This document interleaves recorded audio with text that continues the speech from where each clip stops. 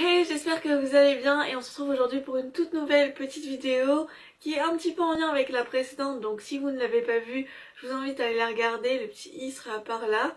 Tout simplement, ça va être une vidéo pour lire autrement pendant nos vacances, mais aussi pourquoi pas créer et écrire autrement. Alors je sais que comme ça vous paraît un petit peu flou, mais pas de panique, je vais vous expliquer. Dans ma dernière vidéo, l'un de mes conseils était d'oser, c'est-à-dire de profiter de la saison d'été pour dépasser un petit peu ses limites, de découvrir de nouveaux genres dans lesquels on n'a pas l'habitude d'aller.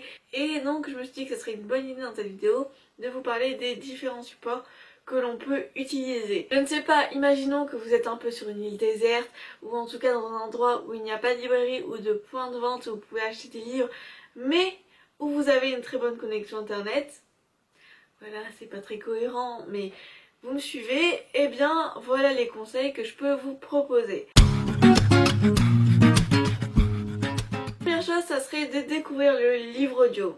Alors je sais que le livre audio, quand on entend parler, on grince un petit peu des dents. Moi-même j'ai été la première, et je vais être très honnête avec vous, c'est pas un support que j'utilise beaucoup, je préfère le papier, mais ces derniers temps, je trouve que ça peut être une bonne alternative. Notamment quand on est en vacances sur la plage, qu'on n'a pas envie de se trimballer un livre avec nous, ou quand on est dans les transports en commun, dans les trains, ou quand on a des longs trajets en voiture. Pour les livres audio, vous pouvez à la fois vous tourner vers des plateformes payantes comme Audible, ou il y a aussi maintenant des plateformes gratuites qui peuvent exister, comme l'application Livre Audio que moi j'ai téléchargée, que j'ai sur mon téléphone, qui vous propose d'écouter des livres gratuitement. Ce sont que des livres classiques puisque eh bien ils sont tombés dans le domaine public, mais ça peut être une très bonne alternative, et d'un certain côté je trouve que c'est parfois beaucoup moins barbatif que la lecture d'un classique. Deuxième idée de support, pourquoi ne pas tenter le roman interactif? Encore une fois, c'est une application et en fait je l'ai découverte parce qu'on m'a contacté.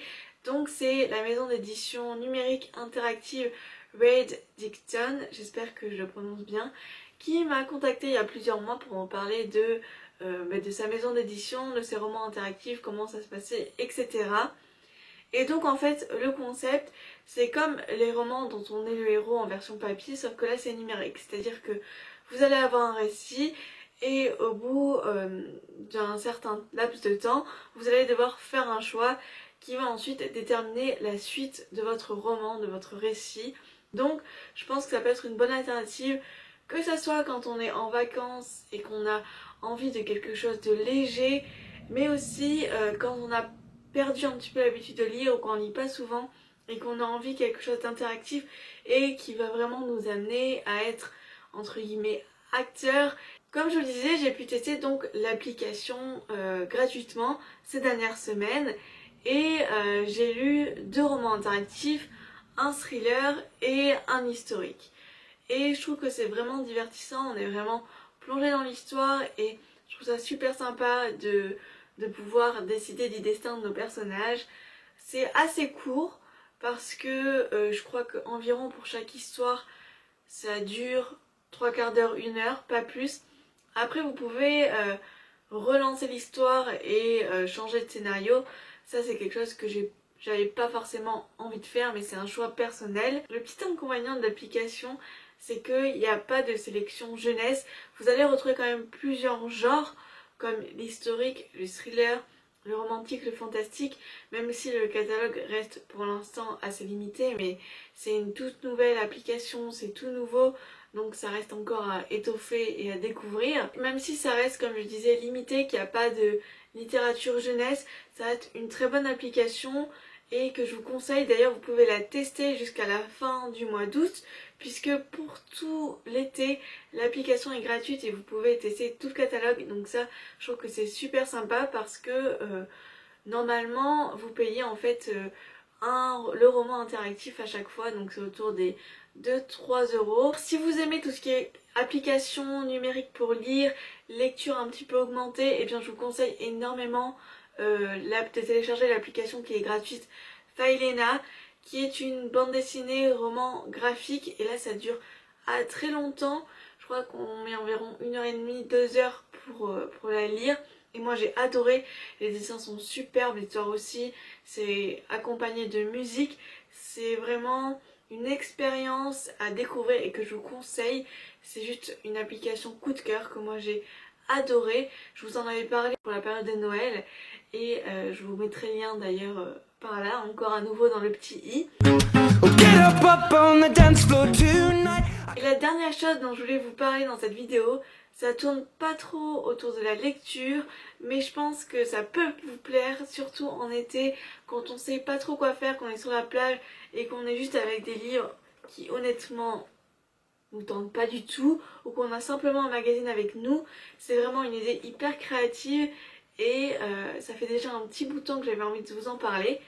Et c'est un concept qui vient des États-Unis et qui s'appelle Blackout Poetry. Voilà, avec le superbe accent anglais comme d'habitude. Le concept est simple, il suffit de prendre des ouvrages que vous ne lisez plus ou que vous n'allez pas avoir l'intention de lire du tout. Et donc vous prenez une page au hasard et donc vous allez essayer de former un poème à partir de cette page. Donc le but est simple, ce que je vous conseille c'est de prendre un petit brouillon à côté de vous. Il y a plusieurs alternatives. Soit vous y allez franco et vous surlignez, vous entourez les mots qui vont former votre poème, ou sinon vous décidez d'être un petit peu plus organisé et cette fois vous prenez un brouillon où vous allez noter les mots que vous choisissez sur la page pour former un poème. Entourez chaque mot et ensuite vous allez avec un marqueur, de la peinture, un stylo, un feutre, vous allez ensuite rayer la suite pour qu'on ne voit plus que le poème. C'est hyper sympa, ça prend pas mal de temps, enfin en tout cas en termes de brainstorming et de créativité, c'est hyper stimulant et c'est pas toujours aussi facile. C'est un exercice que j'ai commencé il y a quelques temps et je pense qu'il faut quand même un temps d'adaptation pour le maîtriser et ça donne des choses assez étranges. Ça me fait penser un peu aux poèmes qu'on peut retrouver sur Instagram, Tumblr. Si cette idée de Blackout Poetry vous intéresse, que vous avez envie que je fasse une vidéo spécifique à ce sujet-là, eh bien dites-le moi en commentaire parce que je pense que ça peut être super sympa. Voilà pour cette vidéo, j'espère que ça vous a plu. C'était un format beaucoup plus court que d'habitude, mais j'avais vraiment envie de faire cette vidéo sur les alternatives de lecture autres que le format papier, surtout en vacances. Je trouve que ça peut être sympa, j'espère que ça vous a donné des idées. Je vous dis à très bientôt pour une nouvelle vidéo. Profitez bien des dernières semaines de vacances et je vous dis à très bientôt. Bye. Is it chill that you're in my head? 'Cause I know that it's delicate.